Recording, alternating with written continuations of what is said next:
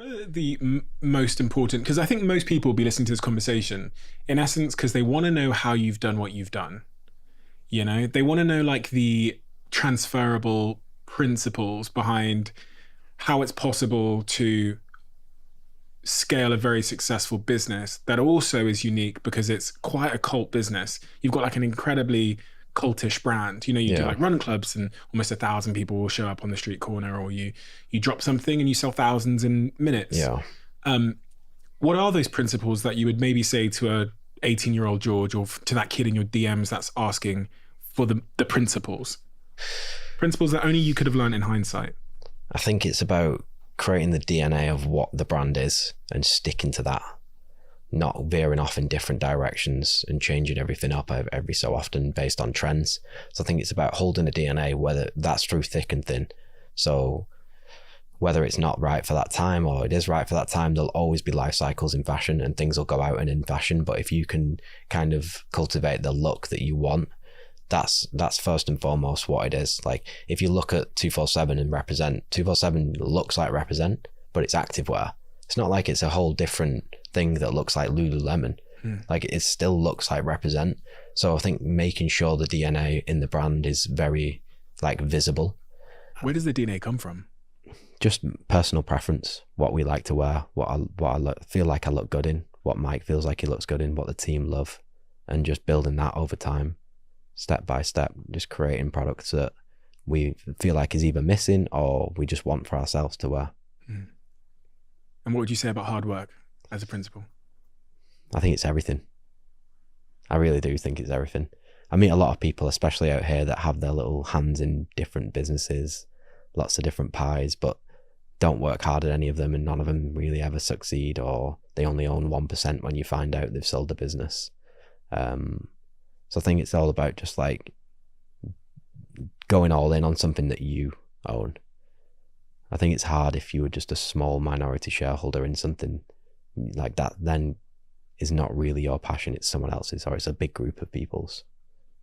But when people think about hard work, they, you know, and people advise someone and say you have to work hard if you want to be successful, people say, oh, that's toxic. Yeah, don't care. What's toxic? Working. That word is just makes no sense. You're going to encourage people to be burnt out. Yeah, I think you can come out the other side of burnt out. Like, the more you do right, the more you can do. So if you're working hard at something and you're starting to feel like it's getting a bit too much, the pressure's a bit too much, you carry on doing it. You're going to come out of it. It's not like you're just going to end. Nothing ends. You just figure out different ways to actually make it successful, or something will work and you'll be like, oh, fuck. Then your energy goes back up and you start going down there and it works. I don't know. I think there's a lot of negativity around working hard, and I don't like that. There's going to be a kid listening right now that's like 18, 16, and they just can't find the motivation, whatever that means. They can't find the motivation to get up and go to the gym. They've got some idea, but it's still on the sofa that they had it on. Like what do you say to that young man or woman is the first thing to get the wheels in motion? Fuck motivation. I don't have motivation a lot of time. It's actually more about discipline. It's about just getting it done. Get up and get it done. Like with anything, with work, with working out, with creating a product, with building a brand, with relationships, whatever. It's discipline over motivation. Motivation's a small thing that can last 2 minutes or an hour. Motivation can come from listening to a song on your iPod. If you've got discipline, you're willing to do it every single day of your life, and knowing that it's going to take so long to do it, you just get up and do it. You don't even think about motivation. And what is discipline then? Discipline is an instruction manual? Like, what is discipline to you? Yeah, I guess it is an instruction manual. I guess it's a list of things that you must do for yourself to become what you want to be. And I guess it's the deciding factor on whether you're going to do something or not. And it goes back to what you said about, like, you drew a picture of yourself, of what you wanted to look like, but you also wrote out like a set of principles or values that you wanted to embody. Yeah. And then you're living your life by that as opposed to how you feel every day. Yeah. Yeah. When you put it that way, that's what it is.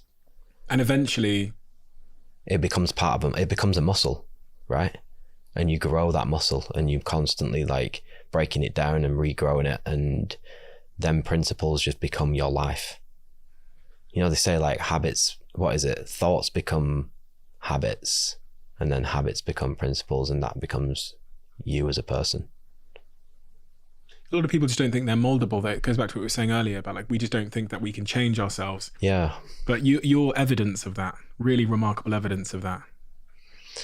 Yeah, and there's a lot of people that are. There's so many inspiring stories out there on social media and in books and podcasts and stuff, that all these people that have completely changed their lives, it just takes a lot of time and a lot of effort.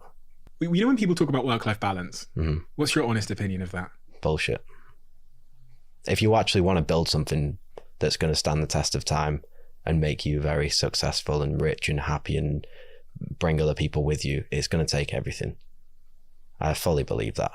I don't think you can half-ass it. I don't think it can be a side project, and I don't think it can be something that's just 3 hours a day. I think you've got to go fully into it to become like high-level achiever, like actually a winner. What are you willing to sacrifice for that? Everything, whatever it takes. Why not? I'm already into it now, so I've got to go full on. Look, Kobe Bryant wasn't doing 3 throws at fucking 3 a.m. for no reason. You got to be the best. You got to do everything, right? I always talk about the cost that comes with that and the sacrifice. Are you willing to sacrifice you not having a family yourself? For the time being, yeah. Maybe later on in life when it becomes something that I can step aside from even more, then yeah. You're going to want to step aside from it because you're getting anxiety doing 4-hour dates. How are you going to I am, but I'm learning. I'm starting to do it. Like really? I said, yeah. You've seen progress in that regard? Definitely. Yeah, I think it's just about building that muscle of understanding you can do other things and realizing it's not going to come crashing down if you take your foot off the brake for a second, but still knowing that you're giving it your all when you are in it. Is there a point where I always think about Burberry as an example, the Burberry story of how they kind of went out of fashion because they became too popular. What I'm trying to say is like Burberry was aspirational. So lots of people start wearing it. Some less aspirational people start wearing it. Yeah. People start knocking it off and selling it for super cheap in markets. Then eventually it's no longer aspirational, right? Because it got so popular that it becomes uncool. Do you worry about that as a risk factor for Represent? So that's like a life cycle, right? And that comes every couple of years or every 7 years, whatever it may be in the industry. But there's always different markets to push and pull on.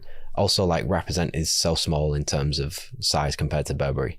At the moment, we have a very core customer base where we kind of can identify them and we know where they are and what they're doing. And until that goes mainstream, which I think usually happens probably at like 250, 300 million revenue. It's not a worry as such at the moment. I used to worry about it a lot, but like when Spenny came in, who's handling a $500 million business, he's like, we're barely touching the sides. 20% of our revenues in the US, that's only $20 million. It could sell $20 million out of LA and not see the product for the next 6 months. You wouldn't even see someone wearing it. So at this point, no, but it is something that we'll always think about, and you've always got to limit your distribution and make sure you're selling it in the right places. And look, we are still like a luxury brand. We're in the best stores in the world. Like it's not like you can walk into a PacSun and pick us up. So it's still not a mainstream brand and it's expensive.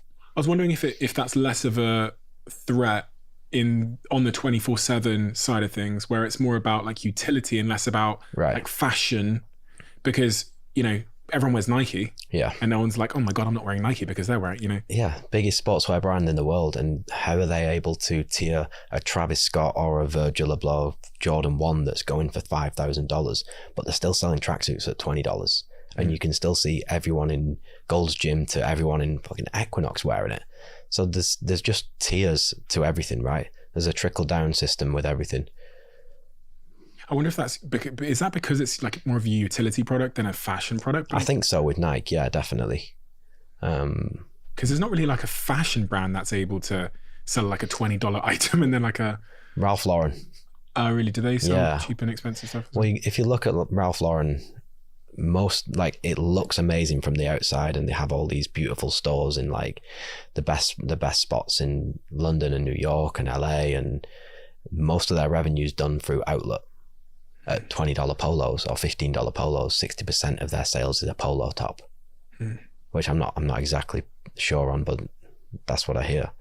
So there's ways you can, I guess, smoke and mirror it, disguise things and do other things. But for us, like, we're pretty solid on where we want to be in terms of the marketplace and the price points, and we'll grow that way rather than having to tier things to an extent. If you love the Diary CEO brand and you watch this channel, please do me a huge favor. Become part of the 15% of the viewers on this channel that have hit the subscribe button. It helps us tremendously, and the bigger the channel gets, the bigger the guests.